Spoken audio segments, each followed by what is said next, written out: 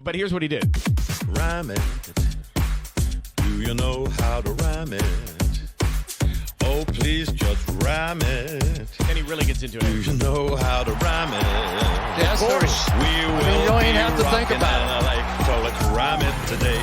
Rhyme it. We are gonna rhyme it.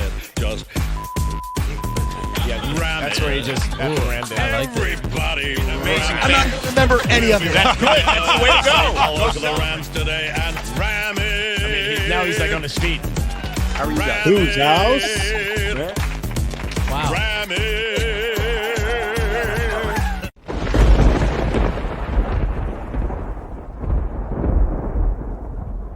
What's up, everybody? Welcome back to another episode of Rams Brothers the Pod, and I'm your host, Dean, and I'm joined by my brother and the other host of this show, Nick. And Nick, 3-9, worst record by a defending Super Bowl champion in NFL history.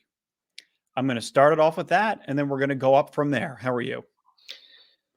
Is that true? They're the worst defending champ?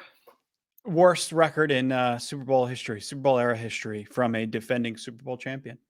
Yeah, I mean, that makes sense because That's why I'm wearing the hat. Yeah, most teams, they don't deserve me wearing a hat today. Even though I mean, I liked what I saw, but still, 3-9. The injuries plagued our team this year. You know, they did it all last year. They're tired. And, you know, it was and I know I've been saying this all year, but that's like Sunday was like watching a St. Louis Rams game, you know? It's like they almost won. They were in it. They were competitive. But at the very end, defense couldn't hold up, and they blew it. The defense blew it in the end. I still felt optimistic, though. I still felt like there were enough moments in that game to be able to take away, 5, 6 players, some momentum going into the next game. Obviously, short week with the Raiders coming up. So this episode will be inclusive of us talking through the game as a recap, and then also kind of previewing a little bit of the Raiders, and also another segment of Monday Pain, which was a segment, Nick, that you and I were hoping to get rid of. We were hoping to do a Monday Fun Day in case they were to win the game. But we did say in the last episode that if the offense scores more than 21 points in this game, then you should be appeased, right? Yes. They did enough situationally. I think they came prepared. The first drive of the game, they marched right down the field, 10 plays, 77 yards and a touchdown. So I from the game plan perspective, from a coaching perspective, it took a lot for the Rams to not win this game. There's so many players hurt. And it was the first time that Pete Carroll had won on the road against the Rams since 2017. So it's been 5 years since that has happened. It took a lot for them not to, come away with a win in this game. Yeah, and it seemed like there was more energy this game that we've seen since like week 4. Ramsey and Wagner on the sideline, like Yep, hyping everybody up. McVay felt really confident, or not.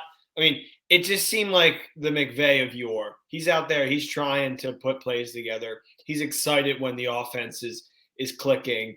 And, yeah, I mean, there's no doubt in my mind Stafford, Kupp, and Donald are in that game. We roll over them, like easily roll over them because the schemes are there and the creativity was there. It's just the playmakers weren't. And Wolford, I don't know how he has a job as a backup, let alone a second string versus a third string. And McVay thinks he's like kingdom come. I mean, how many times is he going to tell him to throw the ball deep? He throws moon balls. Doesn't have the arm strength. No, that's one flaw about him.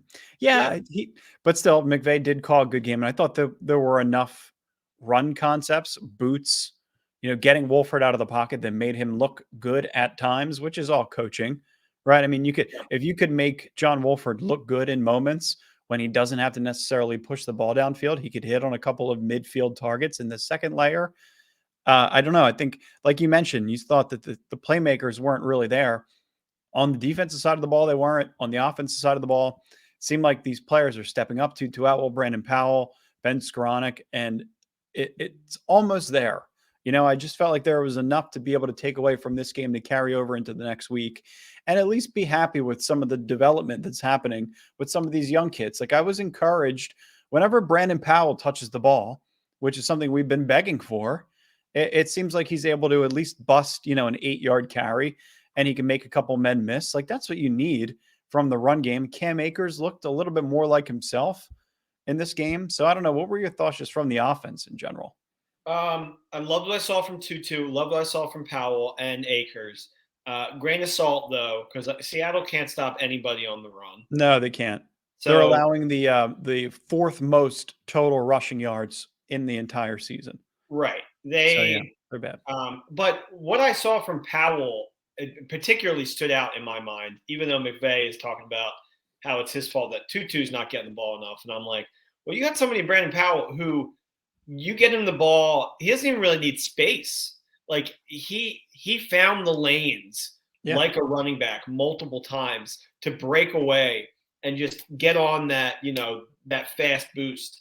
I mean, there were a lot of things to enjoy. I'm sitting there, I'm hoping for +7. And, when they needed a drive, 2 touchdowns in this game, both of them courtesy of Cam Akers. And they, they weren't just like, 4th and inches. They were, they were like 8-7 yard, like hard yards fought that he got in there. So that's, him returning back to the Cam of yore. And then when you pick up all the pieces after the offseason's over, you have a chance. I did see something today though, and I know we're not talking about defense yet, and maybe I'll just hold my tongue until we get to defense. But it was a stat about Ramsey that was horrible. Yeah. Well, I mean, it seems like the emotion side of it, at least in the second half, the defense was a roller coaster throughout this entire game. We'll get back to them, but it felt like in the first half specifically, like if the offense is scoring points, they're not putting the defense in position to fail, right? They're not putting their defense in awkward situations. They're not, having issues converting third downs, not giving the opposing offense short fields. And it's, it's not, I didn't feel like the offense was doing things that they've done that has built their personality of the team this year, like in this game, right? So I didn't feel like throughout this entire year, the defense is getting the ball, they're walking onto the field, and the offense has a short field to work with, or the offense, they were just on the field, 2 minutes prior, and the offense turned the ball over, or the offense went 3 and out. So their 3 and out rate was the highest it has been this entire season. I think it was the highest in the league prior to this week, which it still could be. So I don't know. It's like Cam Akers, 17 carries for 60 yards, like an average of 3.5 yards per carry. Is it the Cam Akers of yore? Maybe not, but it seems like he's on the right track. Yeah, three and a half yards per carry isn't anything impressive, but no. But if you look at the fantasy points, he ended up with like 19 because he got scored twice. Yeah. Yep. It was a shame because I felt like they did enough to win in the game. They just didn't. The offense and the defense couldn't click simultaneously. So when you force the turnovers on defense, you can't go 3 and out. Right. Like you have to push the ball downfield, at least get 3 at that point. And it felt like every time the defense made a big stop, that's when the offense couldn't do anything. Yeah, basic complementary football. Right. And then after, and then you have back to Seattle, they kick 3, and now they're up 4. You kick another one, now they're up 1. And you just like you get trapped when you can't find the end zone like that. And then when you allow, defense to make a great play and they turn the ball over and you get nothing from it. So it's I definitely think they deserve the win, but then again, at the same time, Seattle also did plenty to win that game. So, but it was close. It was nice to see them fight throughout the game, which is something that we haven't even been able to see. That's what I was thinking. You at least got some fight out of them. Like at least the defense showed some emotion, some passion. I feel like you haven't seen that from either side of the ball, and it's just because you don't necessarily have the playmakers there and things aren't coming together. But it seems like from this game that things could potentially be moving in the right direction from some of the players that you were hoping were going to develop in this year, right? If they had some time to be able to get onto the field, you're hoping that Tutu Atwell can come to fruition. Michael Hoyt looks like he on the defensive side of the ball, looks like he could be a potential starting defensive end. You got guys like AJ Akuri and Coleman Shelton, like guys that could potentially be fighting for a role next year. Like there's a lot of good things that I feel like are coming out of this, but at the same time, you have to be consistent week to week with how you're building the game plan too. Like Brandon Powell got 3 carries. He had 3 carries for 45 yards, 15 yards per carry. Like that's productive offense. Like I'm happy to see what he was able to bring to the table. Tutu Atwell, I thought he had more targets. He had 5 targets, 2 receptions, 48 yards. He was the leading receiver. A lot of Rams fans felt like this is what kind of apology we owed to him. I owe you an apology, Tutu. I wasn't really familiar with your game. That's how I felt after watching this game. He's actually a little bit of a playmaker. I think it's hard for the offense to be consistent when you have different quarterbacks week in and week out. Yeah. So some of these guys probably have better rhythms with Wolford, while some of them probably at this point are more comfortable with Perkins. Yep. And as much as we can sit here and say one of those guys is better than the other, really both of them are subpar. You're not going to get anywhere with them as your quarterback unless you have literally the 49ers team, because they do everything else amazing, which is why a third string can come in and look better than Jimmy G. Brock Purdy, man. I'll tell you, I've never seen anything like it. No, they'll still be good. But yeah, it's you have these you have these 2 guys, and I'll give Wolford some credit. He definitely picked up a little bit on his legs, but he's not going to win you any games. No, he's not. You need a lot more on the defense to be able to have him start and expect to win. And the only time it really worked is when they had that Brandon Staley defense, and he came in and he won a game because their defense was just lights out. And now with this bend don't break defense forces you to score a lot of points, and 23 was good, but wasn't enough. No. I mean, John Wolford what was his final stat line for 14 of 26 for 178 yards, an average of 6.8 yards per attempt, 2 interceptions, sacked 4 times, QBR of 22.4, and a rating of 43.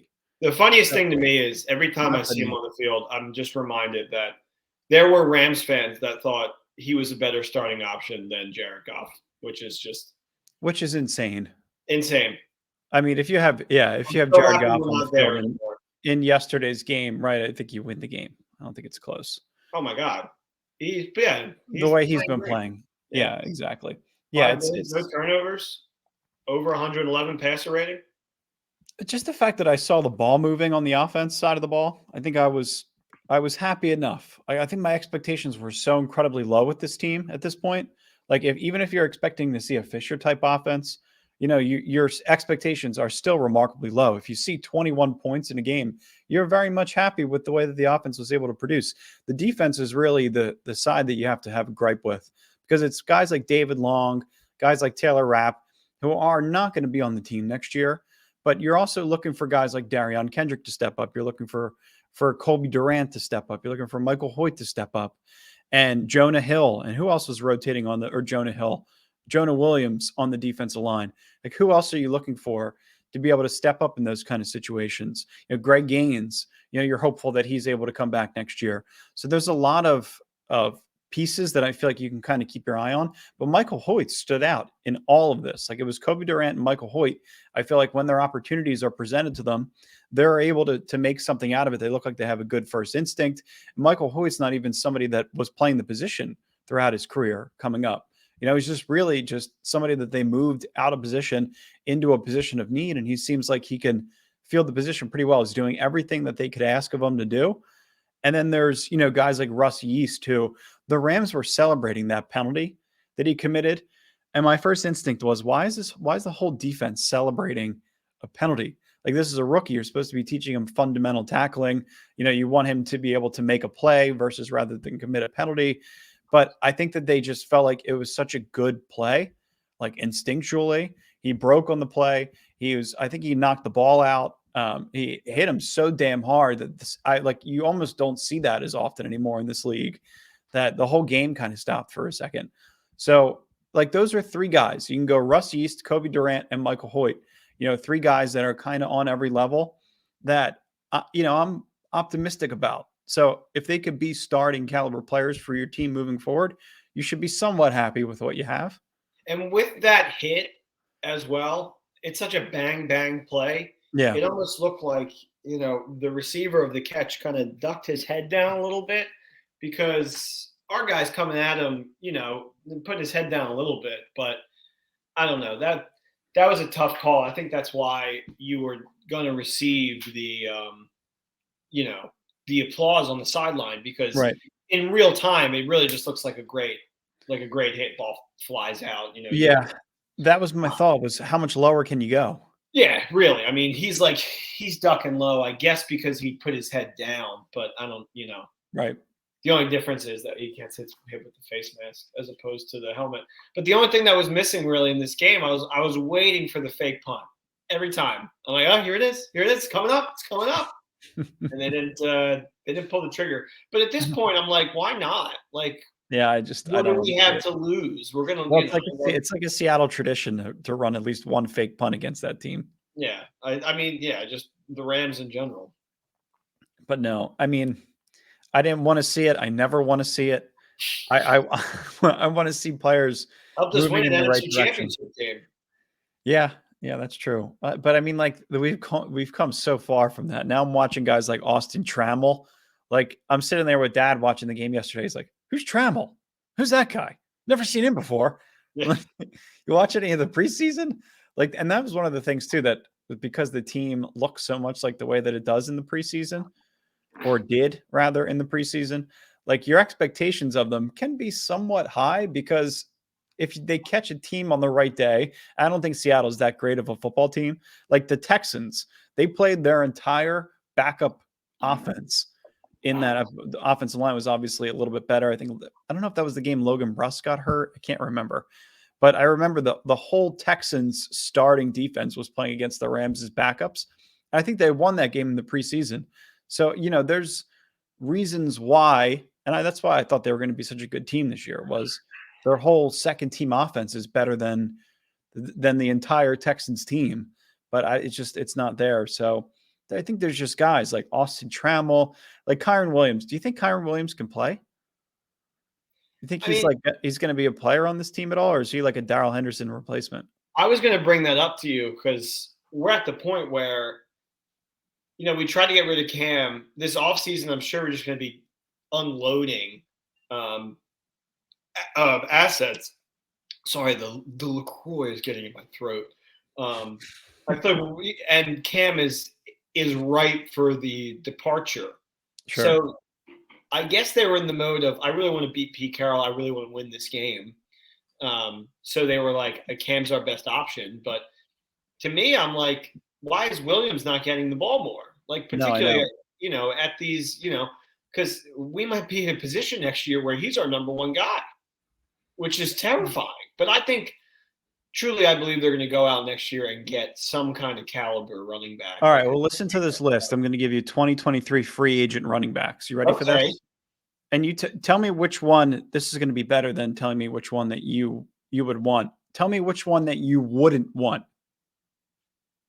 Okay, you ready? Yes. Saquon. Oh, New York will sign him. Damian Harris. Josh Jacobs. Out of those three?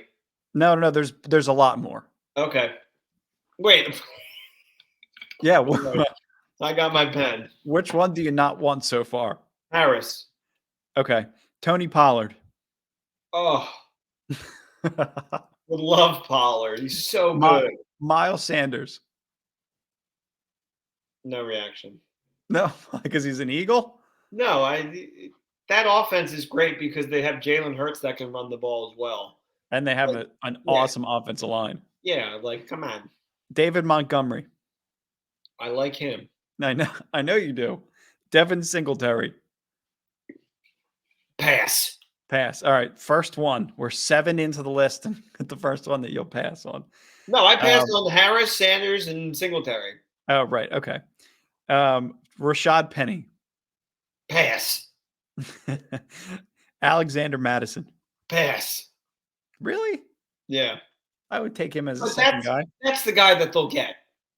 Kareem Hunt. That's probably who they'll get. Someone like, if you can get Jacobs or Pollard and you can get some people in the offensive line during the draft, boom, problems solved. How about Kareem Hunt? Yeah, I would love that. Even I think he has some bad off-field stuff, right? How about Jamal Williams? Oh, God. I don't want him away from Jarrett. Keep him with Jarrett. And last one on the list is Darrell Henderson. Pass. Let me see. Do I have any others? Jeff Wilson? Mm-mm. Boston Scott? Nah. Not even a real option. No, they're not even real starters. That's a pretty decent list, Nick. Yeah. I would say the That's replacement. Yeah, there's there's an eligible bachelor out there looking. I hope for the love of God, with that many good running back free agents, do not draft a running back. Snead, I'm looking right at the camera. I'm talking to you. You're not good at drafting running back. Todd Gurley was the only one that was fantastic, and that was obvious.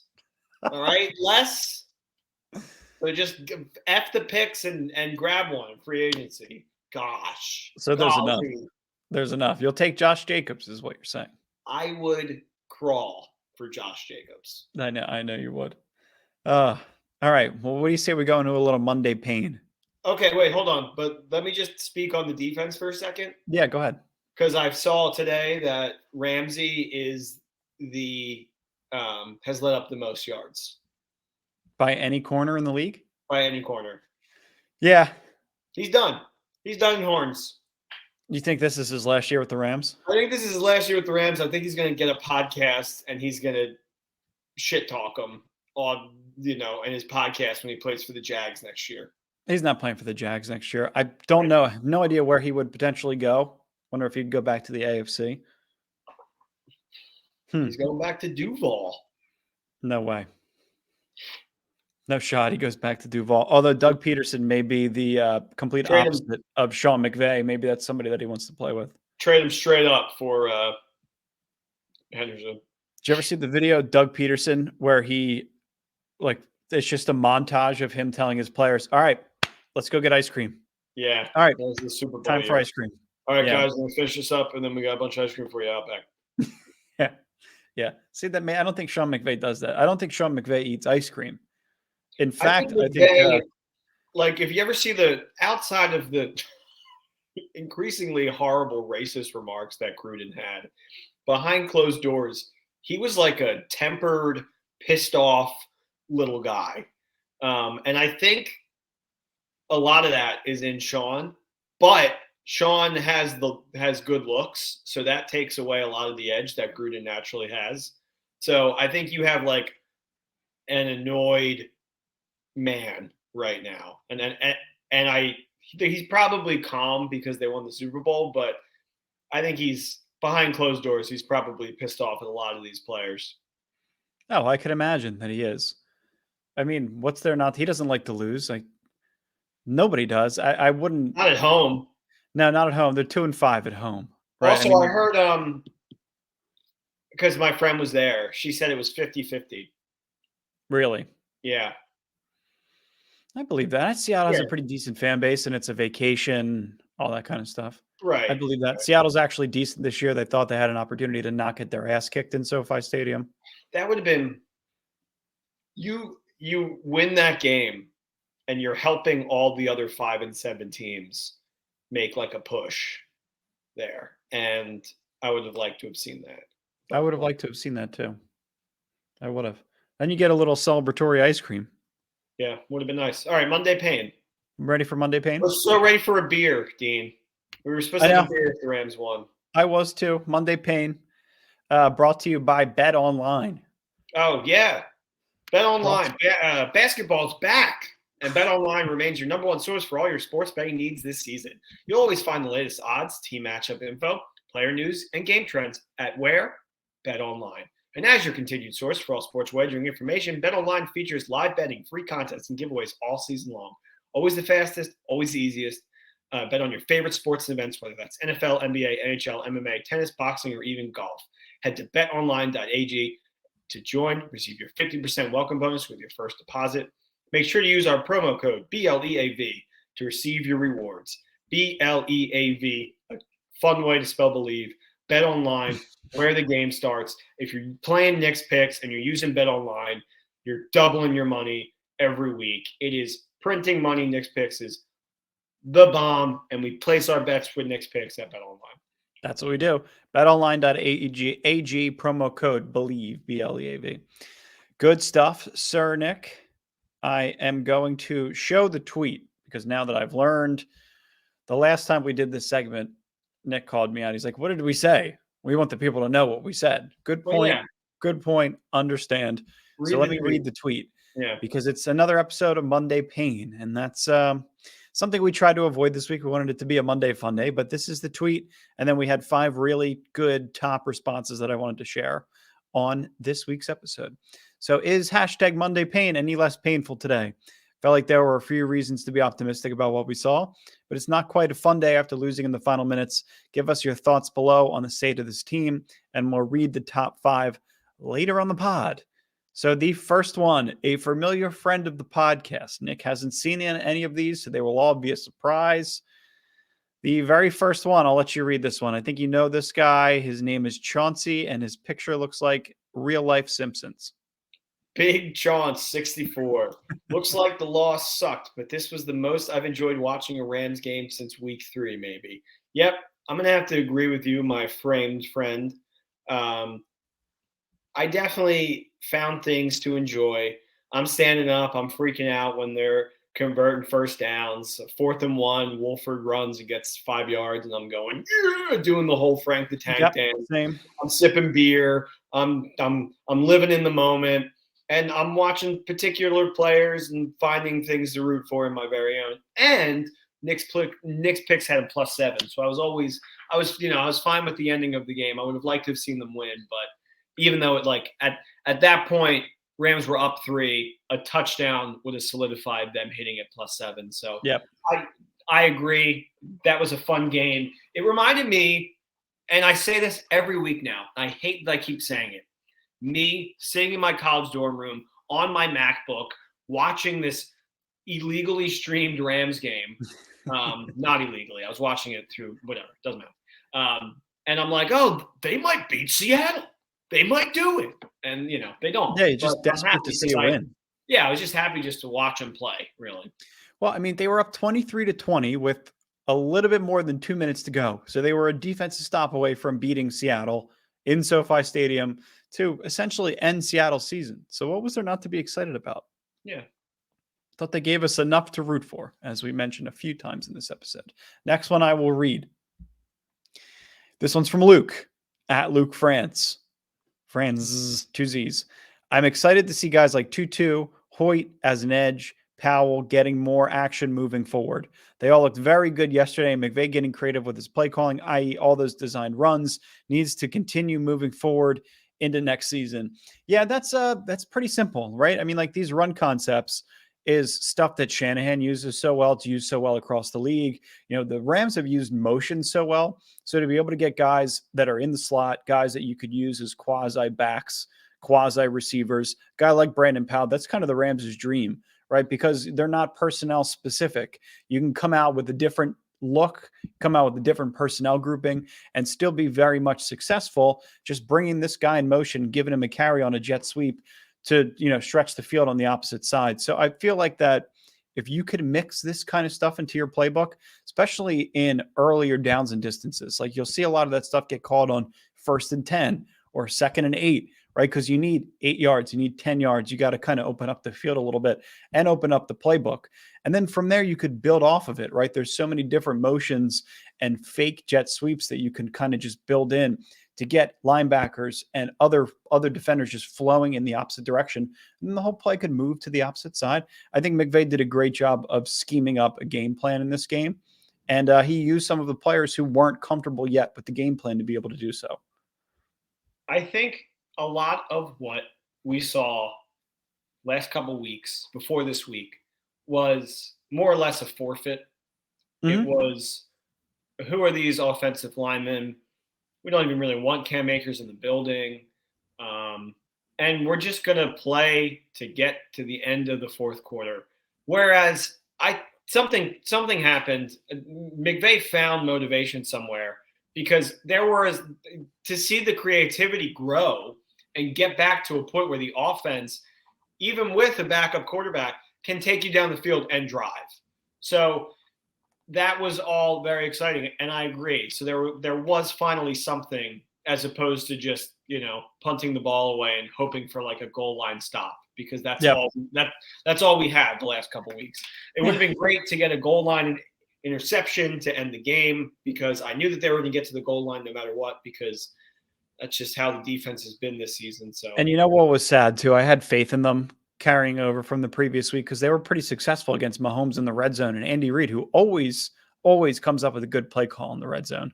Right. So, had some faith, although it was squandered in the very end by DK Metcalf, who at times seems like he's completely uncoverable. It's frustrating. Yeah, I mean, credit where credit is due. Him and Lockett together are a phenomenal 1-2 punch. And I remember thinking, how is Russell squandering this talent and not taking them anywhere? And then, lo and behold, maybe Russell wasn't as great as I had thought he was. But yeah, Geno's cooking with them. So good. Can't really have much better of a season unless your name is Jalen Hurts. No. Honestly. And what's crazy too is Seattle wins out, which they have a schedule where they potentially could win out. They have the same record going into the offseason that the Rams did. Yeah. Last year. 12-5. 12-5. Won the Super Bowl. Yeah. 4 seed. I don't think they're going to win out. No, me neither. Nothing that I saw from them yesterday led me to believe that. But I'm just saying, it could Their happen. defense is bad. Yeah. The defense is on a lot of different levels. It's really bad. Yeah. All right, next one. You got this one? Yes. From Greg Divers at G Dive. With Sean on the strongest available truth serum, I would like to hear his comments on these fourth quarter collapses by the defense and how they're going to fix them. Sean and Raheem.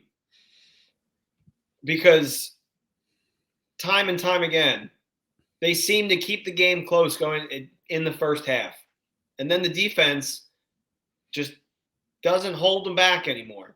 Can't do anything. And they can just drive down their throat. If they want it to be a long drive, they can take as much time off the clock as they want. And if they want it to be quick, they seem to have no problem either way. I mean, it's how frustrating is that even from an offense, or from McVay specifically, who feels like I got my ass kicked 5 weeks in a row. I'm coming out on a 6th week. I'm a 4.5-point favorite or underdog in my own building against Pete Carroll and a Seattle team that's really not all that good. 7-point favorite. And I'm there. I got a 3-point lead with 2 minutes and 14 seconds left in the fourth quarter. I'm up 23-20. My offense scored 3 touchdowns. Like, what else could you really ask? 2 touchdowns. What else can you really ask of the team in this game? Yeah. Like, you feel like you're in position to win, and then it's all on Raheem Morris. And they have, it's not like they weren't jazzed up, They're out there, freaking out. Bobby Wagner, the crazy interception. Yeah, the interception was nuts. It's Ramsey, man. It's Ramsey. And, he's a generational talent, not putting it together this year. Don't think he cares as much as he used to. I don't know if it's actually, no. I take that back. I do think he clearly cares, and he's leaving everything on the field, but he's getting cooked, and that's just a fact. Yeah. Well, I mean, he was so hurt last year, had both of the shoulder injuries. There was a lot going on last year. This year, there's not as many excuses, but at the same time, I feel like everybody is more successful in a scheme when the other players in the scheme are more talented. Like last year, you had guys like Eric Weddle. You had guys like Darius Williams. Some of those players are talented. You had more help on the backside. That's important versus you go from Jordan Fuller to Taylor Rapp. Like, it's not really the same. You go from Eric Weddle to Taylor Rapp, there's a severe drop off. I think Wagner's a huge upgrade, but I expected Ramsey to be a little bit better this year, just because, he's forced to step up and be in some situations that he likes to be in, quite frankly. Like, he wants more traffic in his direction, I'm not sure Raheem acted at all as if Donald wasn't playing, because the way that they ran it Gino what was comfortable for a longer period of time. And if Donald was there, one of those guys probably gets to him a little quicker. But that second gives the receiver enough time to like break away from Ramsey. So, and whoever, and Kendrick. That's a good point. It's a good point. You had to bring more people off the edge, or you had to be a little more creative because nobody is Aaron Donald besides Aaron Donald. Right. Yeah. You had to hope that some edge rushers were going to be able to generate some natural pressure. Right. Because like you said in the preview, you said it perfectly. Everybody's going to have to, deal with like a one-on-one man. Nobody's just going to have a free lane to the quarterback. It's not going to be Aaron Donald consuming 3 players. Like these guys are actually going to have to play, and you get a full, true evaluation of what's going on when key players are not on the field because all eyes aren't on them. All focus isn't on them. Like, I think Greg Gaines' performance last year when he had Von Miller, he was sandwiched between Von Miller and Aaron Donald. And then this year he's got no Aaron Donald, no Von Miller. Like I think there's a little bit of a drop off, and it's probably because of the skill set, personnel, playmaker capability that players usually have surrounded by them. Yeah. So tricky situation to be in. All right, this guy I know is one of your close friends, Nick. So this is why I brought him on. Also, shout out to Chauncey. I hope I didn't offend you with the Simpsons comment I made on your picture. I just love that picture. You're just like a friend to the pod, and I love seeing your face pop up. LA Rams Bender at Bender LA. McVay did a decent job with the players he had available. Sucks to not have the pick with it being so high. At this point, our schedule will be easier next year. Lots of change coming in the summer. Super Bowl win makes me feel more patient, at least. That's exactly how I feel. Yeah. I feel like that tweet was just pulled directly from my brain. Bender did a great job there. Held back the bite my shiny metal ass comment to some of the players, which I appreciate. Yeah, the patience, at one point it ran thin because I was desperate for a win. Like against New Orleans, I'm just like, this is it. Like they can at least win these games because they're better than these teams, no matter who's on the field. But, now the patience has come back, which is nice. And it wasn't something that I wanted to see back, but at least it is back. And I can just think about next year. It is hard not having meaningful football in December. We have been spoiled by the McVay era. But to think about where we've been, and it was so incredibly worth it for the banner that we got to hang. If you think about how long ago that 2017 season was where we lost to the Falcons in the wild card round, where I hadn't seen a playoff game in 13 years, and I was like 22 at this point, or 23. I've never drank so much in my entire life. Just celebratory alcohol just pouring down my throat. I have no idea. Nick, you had to leave, go back to Los Angeles the next morning. And I don't even think I had a chance to see you because I was so violently hungover. And it was the worst hangover that I ever had because I woke up, you were gone. I forgot what had happened. And I was just like, oh my God, how the hell did I even do this to myself? Yeah, but two really bad muff punts. They should have been a fun team in that playoff run. And since that game, like there was a feeling that came over me that I don't know if I knew how to handle it yet. Like it was this new era of football where I was watching meaningful football in January and I was a fan of a really good team. And this new era was so evident that I just had to drink as much as I possibly could to deal with all of the emotions that were overcoming me. And I think you were like 20. Didn't work well. 5. I don't think you were 22. 23, maybe 24. Maybe 6 years ago. 23. Yeah, it's a long time ago. You were probably 21, maybe 22. Yeah, I was but the reason why I say that is because everything's been so meaningful and emotional since then, right? So it's good to just kind of have a little bit of patience. You just can kind of sit back, watch it with a different lens, and try to enjoy the game for what it is. It's not going to be nice to you every year, unfortunately. It's a mean game, and sometimes you go through 20-year, withdrawals of winning. And Bender knows, he's been a fan. Like we haven't had it good we're not the Patriots, even though, obviously before Brady, they weren't anything special, but Super Bowls are rare. They're rare. Brady and Tomlin make you think that they can come quick and often, but you have to be perfect. You have to be lucky, and you have to have a lot of things go your way. And for us to, be able to do this podcast and like watch that progression of them, like get to the Super Bowl, lose, have 2 bad seasons, and then get back to the Super Bowl and win. I wouldn't have it any other way. I mean, it was perfect. Down to the last minute detail. Super Bowl was worth it. Yep. If you saw this picture on social media, you understand. I would buy a T-shirt mock-up of that jersey combo where it's half and half.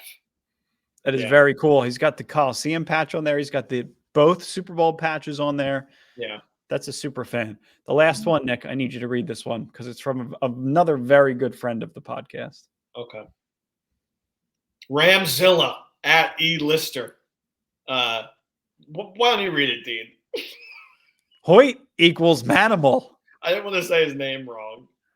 Hoyt. Michael Hoyt. Dad was saying to me yesterday, is it Hoyt?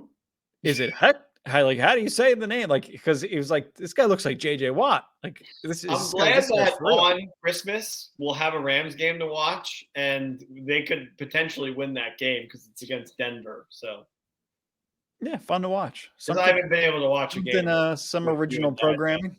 Yeah, we haven't watched a single game this year together yet. Maybe that's why. Have we watched one? No. I think that's why they. That's probably.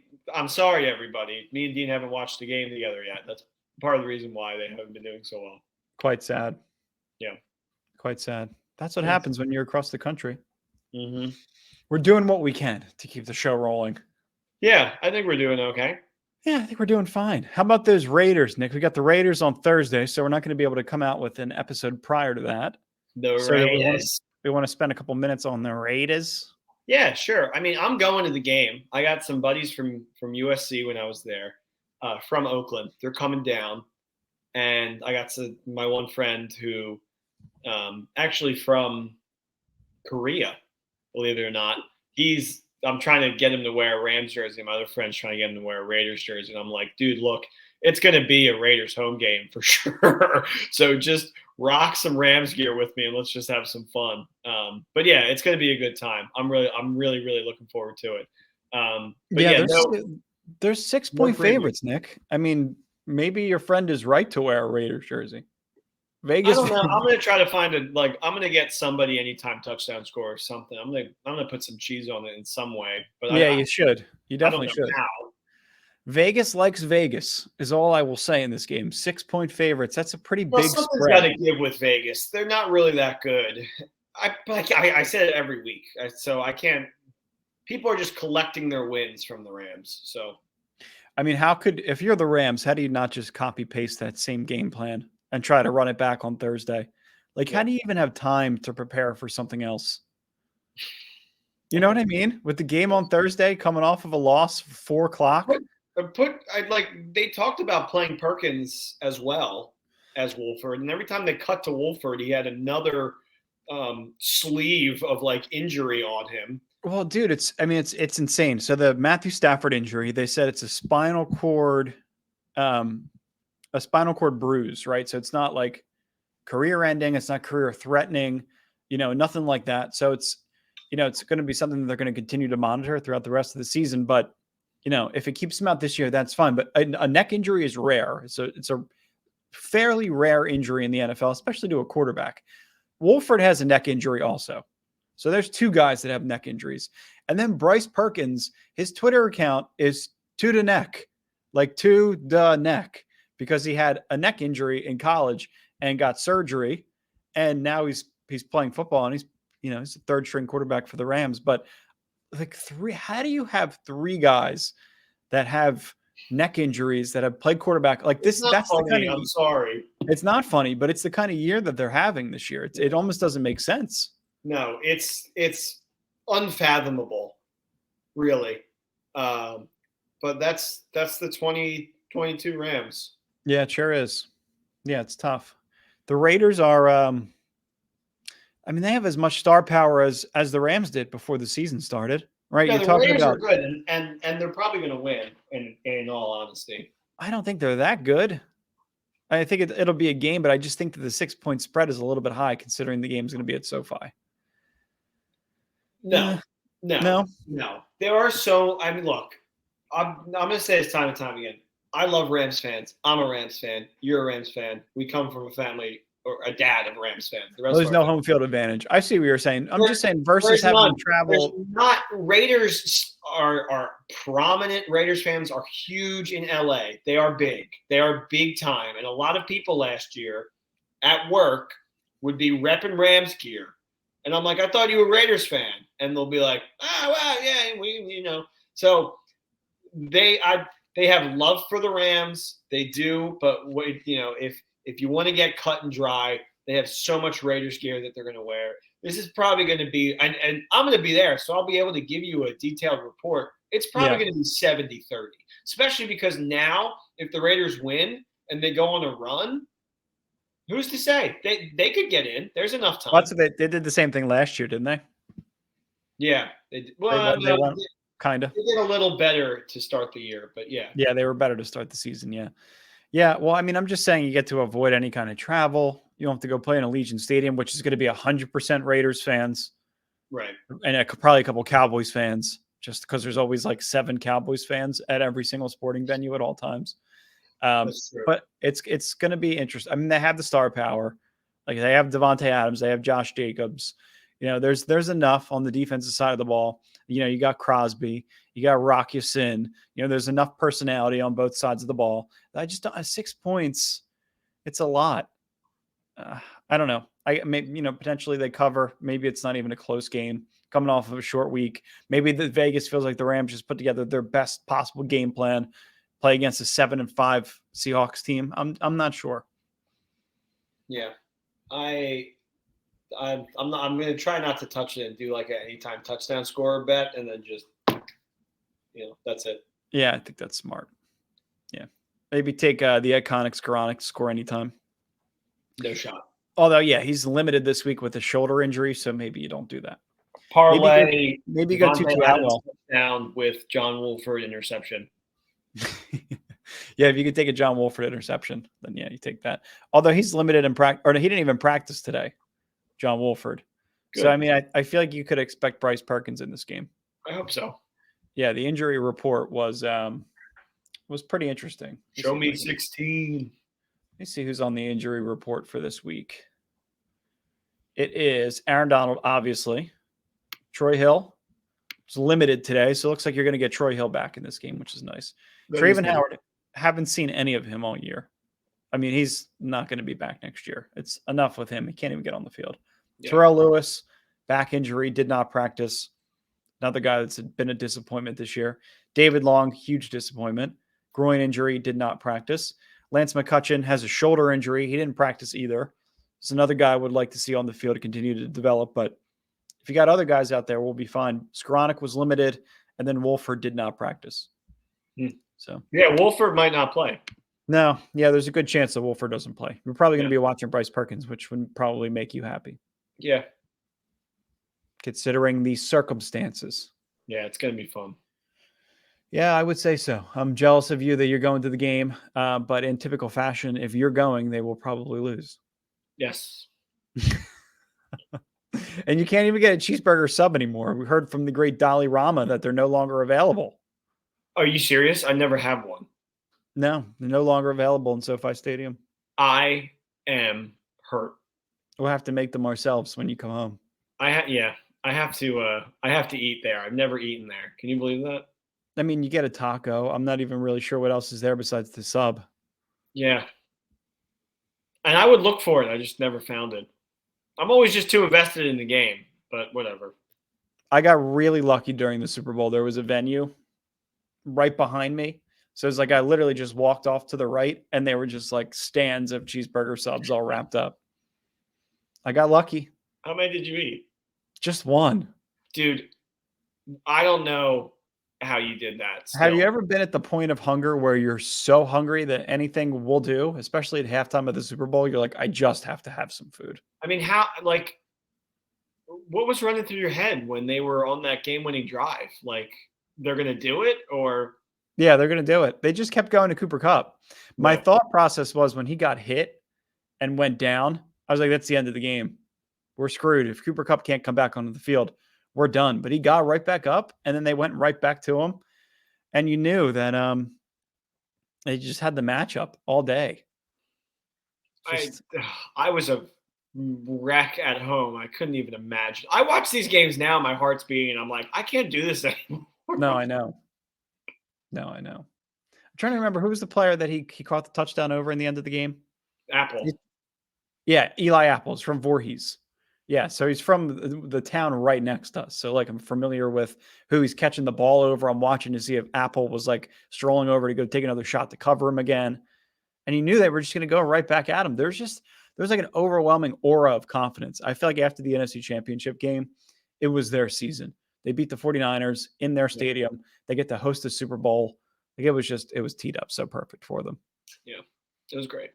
I never hedged my Super Bowl bet. No, you shouldn't have. Although I had Aaron Donald as my Super Bowl MVP, I probably would have won like $500. He should have been. Which I thought he probably should have been, but Cooper Kupp was Cooper Kupp. Cooper Kupp was cool. Yeah. I mean, I still think 99 on that ring would have been way cooler, but I don't know. Cooper Kupp, you tell he's just the whole offense all the way from that whole last season to the second he got hurt. To stop him on 3rd and 1 and then again on 4th and 1, I don't know. Like that's like they were close to field goal range. That kid was hitting like every field. Whatever. Yeah, McPherson. Yeah, McPherson was on fire off season. No, I remember. Yeah, I don't know. That run, it was the run on 3rd and 1. Like, how did you not get that? Good. Yeah, was it P. Ryan? The Kamir. I think it was P. Ryan. And for some reason, it wasn't Mixon, which also makes no sense. Whatever. We got a game Thursday. Yep. Got more Rams football coming up. Yep. Thank you guys for listening, for being a part of this. I'll be at the game. I'll be tweeting out where I'm at. If anybody wants to come hang out with me and my college buddies, all SC guys, shotgun a beer for you. I have so many in my freaking fridge right now. So I'm going to be bringing all of them and just leaving them there. That sounds good. Yeah, please link up with Nick. Please do some Rams Brothers love. Make sure you wear a Rams and shout, Dean is Falco and you are Star Fox, and you get a free beer. Deep cut. If somebody listens this deep into the episode and pulls that line out on Thursday night, I'll give you a 12-pack. I'll send it right to your home. Yeah, don't worry. And a free shirt. Yeah, and a free shirt. And whatever else you want also. Yeah. And $50. No, just kidding. All right. Everybody look for Nick in his Rams Brothers shirt on Thursday night. We love you guys. I'm not going to wear my Rams Brothers shirt. Why not? I don't know. Because I want to wear a jersey. Yeah, no, I got you. All right. Well, thanks for listening, guys. We'll talk to you soon. I'll be in Bone 17 Woods. I'll see you there, guys. Love it. Love it. Good jersey. Peace. Peace. Go Rams.